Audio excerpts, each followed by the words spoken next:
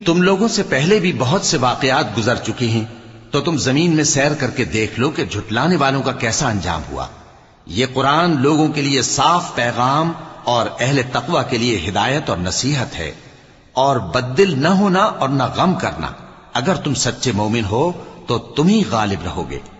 اگر تمہیں زخم شکست لگا ہے تو ان لوگوں کو بھی ایسا زخم لگ چکا ہے، اور یہ ایام زمانہ ہے کہ ہم ان کو لوگوں میں بدلتے رہتے ہیں، اور اس سے یہ بھی مقصود تھا کہ اللہ ایمان والوں کو جدا کر دے اور تم میں سے بعض کو شہید بنائے، اور اللہ بے انصافوں کو پسند نہیں کرتا۔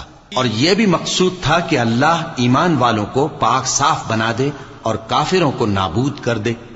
کیا تم یہ سمجھتے ہو کہ بے آزمائش بہشت میں جا داخل ہوگے؟